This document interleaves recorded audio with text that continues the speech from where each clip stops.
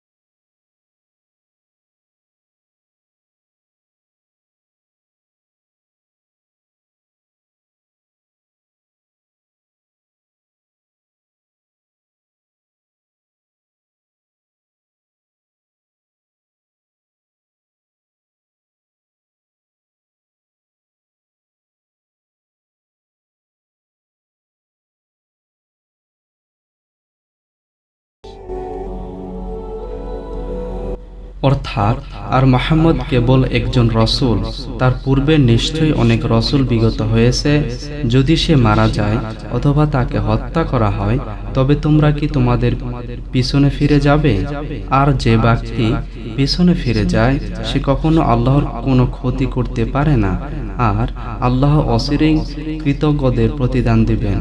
সূরা নং 3 আয়াত নং 144, সূরা আল ইমরান।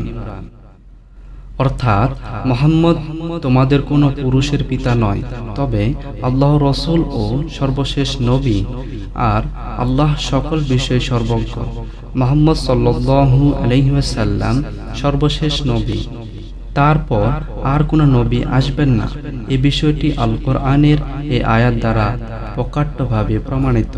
সূরা নং 33 আয়াত নং 40, সূরা আল আহজাব।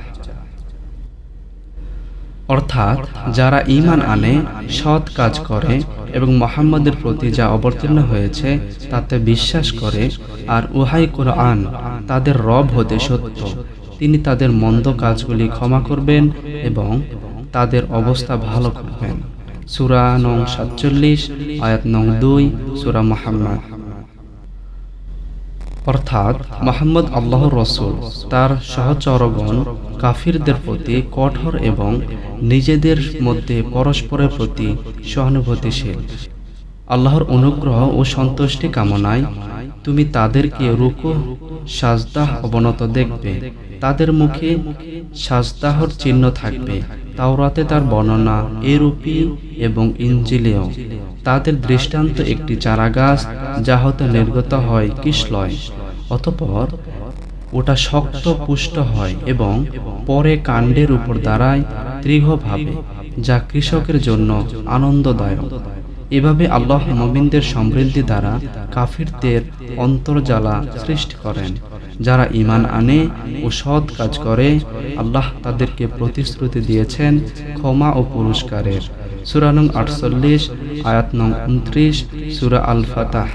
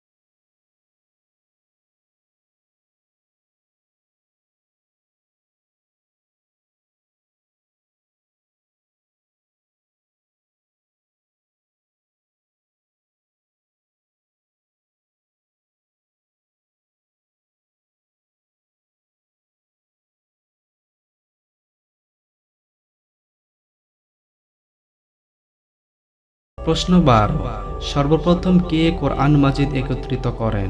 উত্তর, হযরত আবু বকর রাদিয়াল্লাহু আনহু।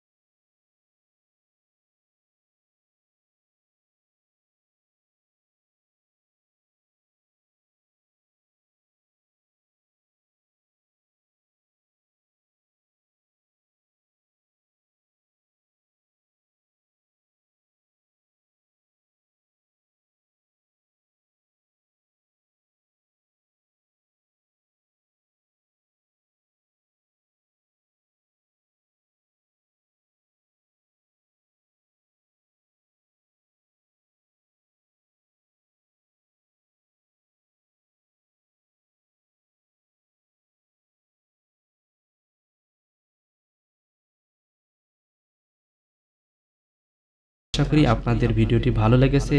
ভিডিওটি ভালো লেগে থাকলে অবশ্যই একটি লাইক